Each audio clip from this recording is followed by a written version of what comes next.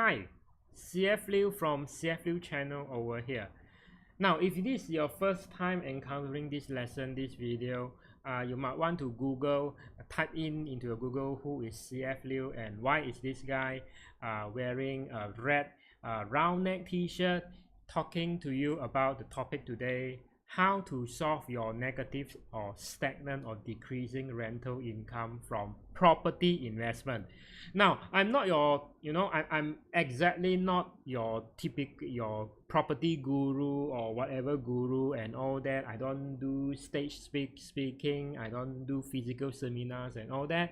I'm an independent financial advisor, licensed independent advisor, and despite my appearance wearing a t-shirt over here, and you know that if you have followed me long enough, you know that I'm going to add a lot of value to you. It's not about how I dress, it's not about what the car I drive, which a lot of those people from financial industry you might see, they might see very successful, they might look to you like they have a very wealthy, and they might look like they have a lot of money and they know a lot of things, until you actually talk to them, and then you see that they are like a empty can, whereby inside is actually empty but outside is very nice, right? They look very nice, they present themselves very nice. So you see, I don't go according to that path. I don't really want to play on the same playing level with property gurus. I respect them, but that is all I want to say. But today is more about you, it's not about me.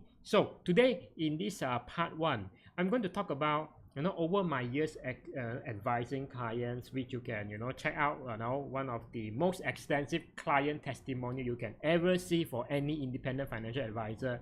Just go to Google, type in CF Liu, and then go to my main business website and look at the client testimonial over here. Over there. So that being said, let's jump right to what we want to talk about today: how to solve your negative or stagnant or decreasing rental income from property investment. So you see that a lot of property investment gurus, seminars and all that always wants you to actually invest your money today.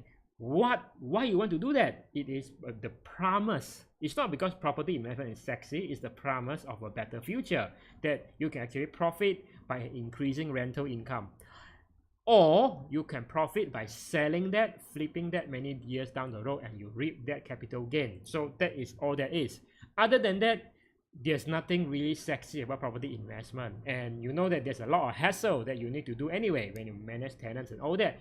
And you have to pay the loan. So a lot of people can actually manage that, can actually go through that if they have that kind of promise. The promise, the promised land that says that you can get a lot of money, a lot of profit at the end of the day, 10 years, 20 years from now. But what a lot of people, when they want to get into property investment, and even property gurus, property developer and all that, they will never tell you this. When you want to look at property, real estate property from an investment angle, there is always what I call is the diminishing return chart in property investing. So what is this about? What is the diminishing return chart? Now, this is how the chart will look like, right? So the chart will look like something like this on the green line, and then it will actually drop. So what's happening over here? And then you could see that there would be another line that I want to draw over here. It's slightly higher over here, and then this actually goes up. So what's happening over here? Now, the green line represents your rental income. Okay, and then you say why rental income actually drops after a certain point. Now this is where maybe this is what you will experience or start to experience after 10 years you buy the property. And on top of that, rental, of course, it will, at the time that you buy, now it will go up, and then to a point it will go down. So why is that? That is not something that you're being told or you could understand. Why does rental go down? Now that is what I aim to explain in this lesson. Now the other thing is this is what we call as the red line represent your property value, right? property value. So the asking price of the property value, of course, property is technically or logically it is an appreciating asset, so the value will increase over time. So it will increase up to a point, as you can see over here. But what people don't understand is that after 10 years, okay, why the rental increase? Of course, actually the rental will always keep on increasing. But let me tell you why. If you buy your property now, in 10 years, 20 years time, you will not enjoy this kind of a perpetual increase of rental income. It's something that, you know, people say you can see, but you cannot feel, you cannot enjoy, you cannot touch. Here's what really happens, and you can't really feel that now, but I've advised most clients not when they want to buy property, because we are not a property agent, I am not a real estate agent, I cannot help them. You have to find your property guru or property agent to actually buy or sell property. We don't do that, okay? We are purely on the advising side. So when people come to us for advice, they already have built up a substantial portfolio of property, which means that it's normally it's already in the millions, and they have been in the game for at least 10 years or more. That is where they encounter a compressed rental income. Why is their rental income being reduced?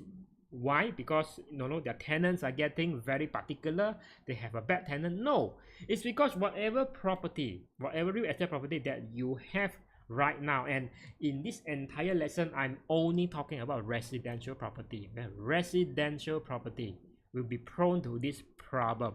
In 10 years time, the property you buy today will have been outdated. It is an old building, it is an old property.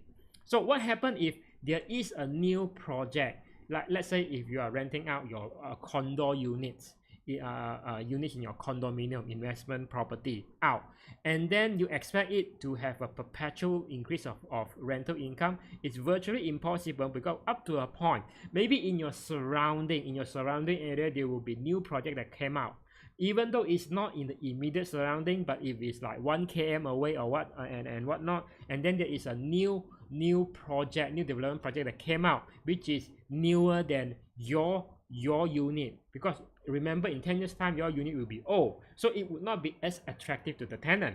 Now, whereas in the market the rental rate has been increasing, what you will face when you have a old property you want to rent out 10 years from now is that tenant will be very smart. Imagine the market rate is something like this, and then the tenant will actually wonder whether it is worth the money to still pay the so-called, in that particular area, the market rental rate, because your property is an old property. Probably they can, to put it simply, they can actually fork out the same rental per month to actually rent a better real estate property to stay in, and it comes with a better facility. Maybe there is it's more convenient, it has this cafeteria or whatnot of this eating place and all that. So that is why when you hold an old property and which is not as sexy, as convenient, or as nice as the new property in that area, which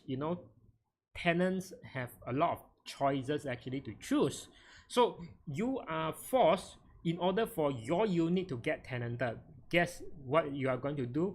You go into a price war, whereby, because if a tenant, the only way a tenant would want to actually rent the property, the old property which already 10 years, is that by you reducing the rental.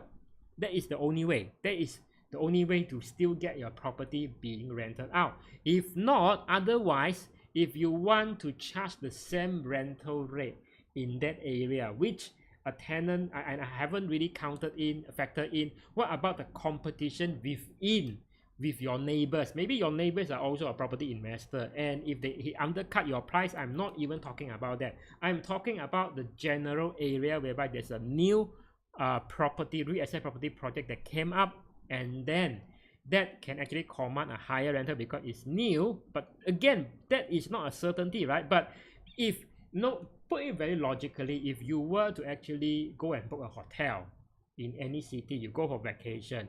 If you can book a 5-star hotel, okay, a newer hotel, a 5-star hotel at this price of 300 per night versus a 300 per night kind of hotel of, you know, a 4-star hotel which is 10 years old compared to a 5-star hotel which is only 1 year old, which one you are going to go for? Of course you are going to go for the exact newer hotel, right, with a better facility, with feel nicer, look nicer, more comfortable. And that is the thing that a lot of people don't see, because if at that point of time, if after 10 years and you say that in 10 years time you have already so-called settle your mortgages, then that would be less of a problem. So it only means that during the time when you haven't settled your mortgages, you have to pay the mortgages, right? And they say that when your loan repayment of your mortgage actually is on par with your rental received, then basically you are still okay. So as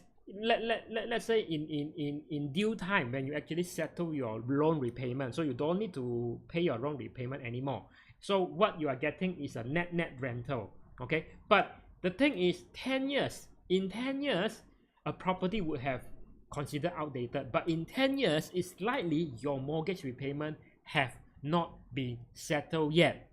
So what happens?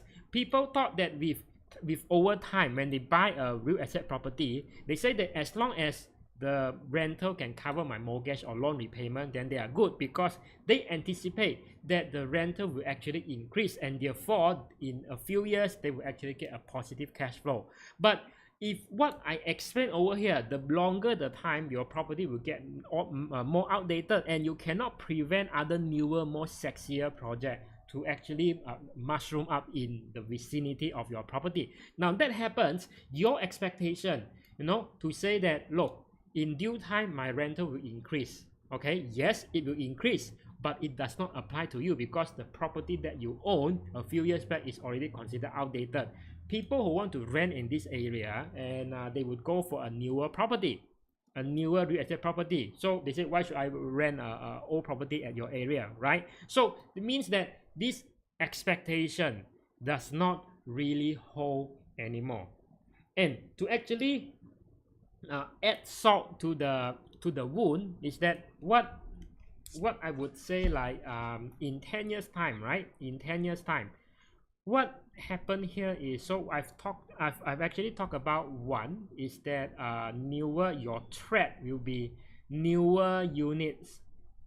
So this will be your main threat. So this will command higher rental. The one that you have cannot command a higher rental. So you would still have you know, like even a decreasing rental cash flow after your loan. And in 10 years time or whatnot, it's likely your loan haven't been settled yet, right? And the second option, the second thing would be, after 10 years there will be an increase in what I call your maintenance expenses, because over time, you know that over time it's likely for your regular monthly maintenance expenses to increase rather than to decrease, because that is just the norm of things, right? Inflation, economy, things are getting more expensive, the staff needs to be paid more, so your maintenance expenses do not hope that it will actually decrease. And all these maintenance expenses plus what I call as this is what I just say about regular one.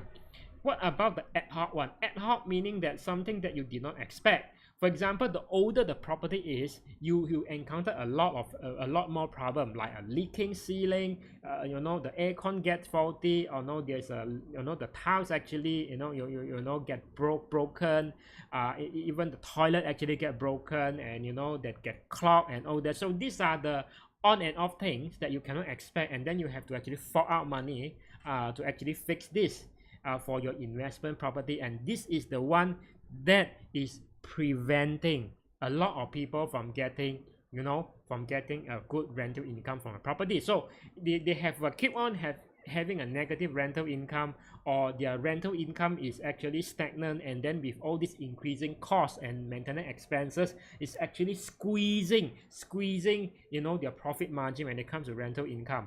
And it also decreasing, even decreasing, because they cannot command a higher thing. So all these things hitting you at the same time, it is like a perfect storm. Okay, it is like a perfect storm. So ironically, the people who really say that I want to invest in the property compared to other any options is because they say I want to have more control. I need to feel the property. Want to have more control because there are the things that I can manage.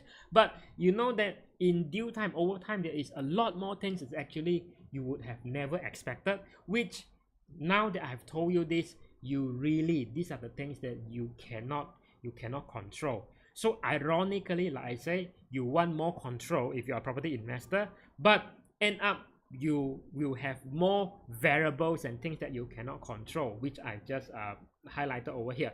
And then people also always say that, okay, so you want to buy at a certain, like property value and whatnot. They say that, oh, you must buy like what we call as below market value, so that the money is made when you actually buy it. The money is not made when you actually sell it. So I will actually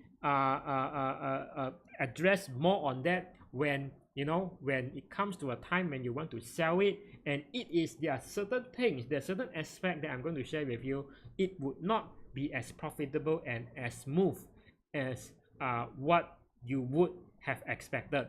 Now, with that being said, that is I think I've talked long enough in this first module, in this first part of this how to solve your negative or stagnant or decreasing rental income from property investment. So to keep this short, we are jumping into part 2 of what I would be covering when we cover about how when you want to sell your property. Now imagine after 10 years you want to sell the property. So what are the possible things that you would have expect and before it hits you? That is what I want to. I'm like someone that can take the crystal ball and tell you this, so you would need to have an expectation of this. So end of the day, by the end of this part 2 of this 2 series lesson, you will actually have your better a better way or better perspective, higher level of perspective to actually say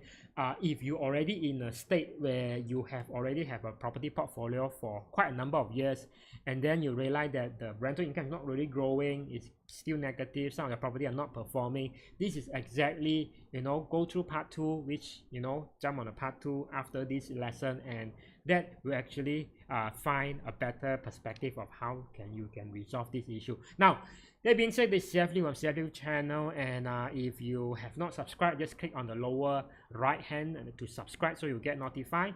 Okay, and when I publish lesson like this, or even episode 2, part 2, or similar lesson like this, if you think it has been useful and you understand and you want to really know how to really solve your negative, stagnant, decreasing rental income, click on a like just below the like button below this video, and comments if you have any. Let me know what you think, and let's jump to part 2 pretty soon. So this is CF Liu, and I'll see you in the next lesson.